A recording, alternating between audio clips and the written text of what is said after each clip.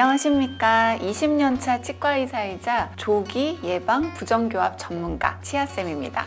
오늘은 제가 지식인 질문을 조금 가져와 봤어요. 그 질문들을 보고 한번 답변을 드리는 걸로 하겠습니다. 첫 번째 질문 한번 보실게요. 제가 돌출입인데 치아 교정 말고 수술로도 개선이 가능한가요? 네, 돌출 정도가 굉장히 심할 경우에는 일반적인 치아 교정만으로는 효과를 보시기가 좀 어렵기 때문에 수술과 치아 교정을 조금 병행하는 그런 방법도 있습니다. 수술하는 방법은 좀 여러 가지가 있어요. 뼈를 잘라서 넣는 방법도 있고 교정용 나사를 이용해서 조금 많이 집어넣는 방법도 있고요. 물론 양악수술 방법도 입을 많이 집어넣는 방법 중에 하나예요. 턱에는 뼈를 깎는다는 건가요? 네, 입을 넣기 위해서 발치한 곳에 뼈를 잘라서 집어넣는다고 생각을 하시면 돼요.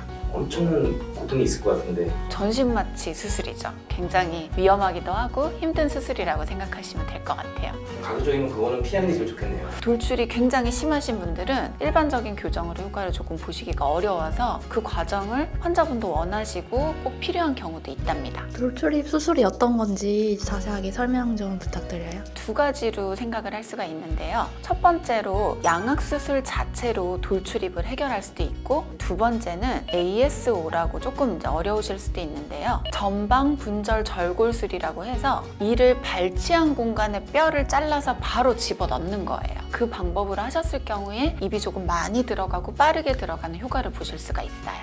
뼈를 잘라도 늘 정도면 이거는 입원을 해야 되는 거 아니에요? 전신마취 수술이기 때문에 일주일 정도 입원 기간을 생각을 하셔야 돼요. 일반 병원에서는 하기 어려운 거네요. 교정과 수술을 같이 해야 되기 때문에 교정 치료를 교정치과에서 진행을 하시고 수술은 성형외과든 구강외과에서 하실 수는 있는데 아무래도 교합과 관련돼 있는 수술이다 보니 치과, 구강외과에서 수술하는 것을 권해드립니다. 돌출입 교정 시에 킬본 교정도 많이 한다고들 하시는데요. 킬본 교정의 특징이 궁금합니다. 요즘에 정말 많이 관심도 가지시고 하시고 계신데요. 아까 말씀드린 ASO라고 뼈를 잘라서 넣는 수술 자체가 조금 위험성이 있는 수술이에요. 이쪽 부분에 혈관이라던가 신경들이 많이 있는데 뼈를 잘라서 붙이는 과정 중에 혈관 같은 것들이 연결이 잘 안 돼서 앞쪽 뼈가 괴사되는 경우가 있어요. 한마디로 썩어서 이쪽 부분을 쓸 수가 없게 된다는 거죠. 굉장히 큰일이겠죠. 이런 것들 때문에 킬본 교정이라는 거는 수술을 하지 않고 앞니가 들어가게 하는 술식이라고 보시면 되는데, 장치를 보면은 굉장히 복잡하긴 합니다. 교정용 나사를 굉장히 많이 쓰고 입 천장이나 입 안쪽에 굉장히 많은 장치들이 들어가서 수술하지 않으면서도 입이 많이 들어갈 수 있게 해주는 장치라고 생각하시면 돼요.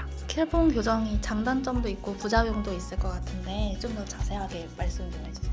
이미 발치 교정을 했는데 입이 들어가는 양이 만족스럽지 않다. 또 재교정으로 입을 더 넣고 싶을 때 할 수 있는 술식이라고 생각을 하시면 될 것 같아요. 수술하는 효과만큼 입도 좀 많이 넣을 수 있고 입 안쪽에 그 많은 장치들이 치아를 어느 정도 좀 고정해주기 때문에 잇몸이 좀 약하신 분들도 입을 넣는 교정을 좀 할 수 있다는 장점이 있어요. 그리고 부작용이라고 한다면 입 안쪽에 굉장히 교정용 나사가 좀 많이 들어가거든요. 나사에 염증이 생기거나 하면은 그 나사들을 또 제거하고 다시 심는 그런 부작용들 생각을 할 수가 있고요. 보시는 것처럼 입안의 장치가 굉장히 복잡하기 때문에 칫솔질이라던가 이 음식물 제거 쪽으로 이렇게 관리가 잘 안 되시면 염증이 생길 가능성이 굉장히 높을 것 같아요.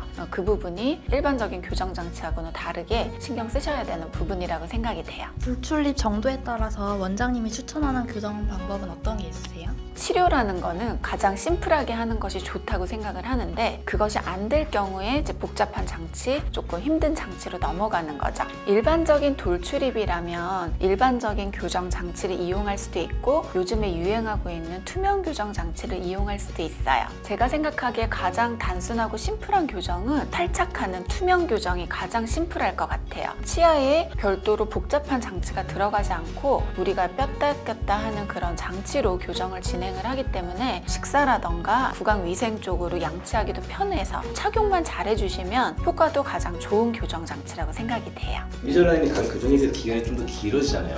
착용만 잘 하시면 많이 길어진다고 보지는 않아요. 발치를 하고 교정을 했는데도 추가적으로 입을 더 넣고 싶을 때 인비절라인은 치아의 후방 이동이 조금 용이하기 때문에 요즘엔 제가 많이 추천드리는 교정이라고 생각이 돼요. 유재석 정도면 뭐가 좋을까요?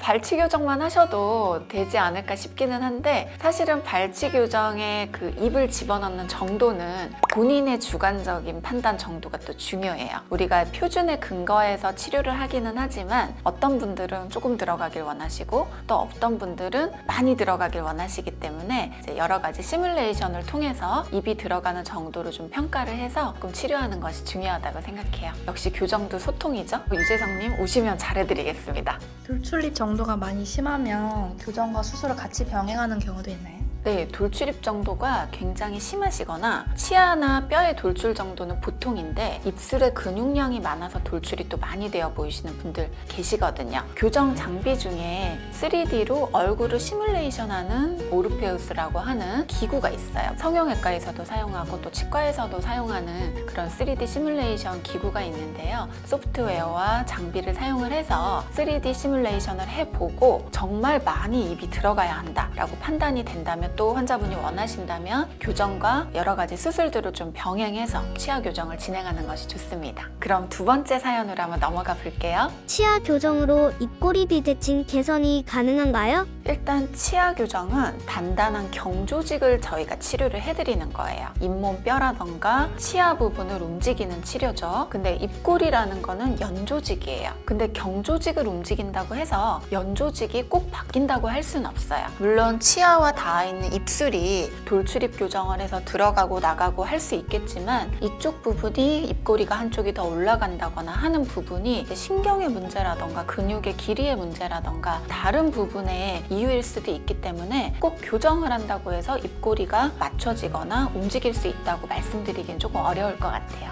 여기까지 치아쌤이었습니다. 감사합니다.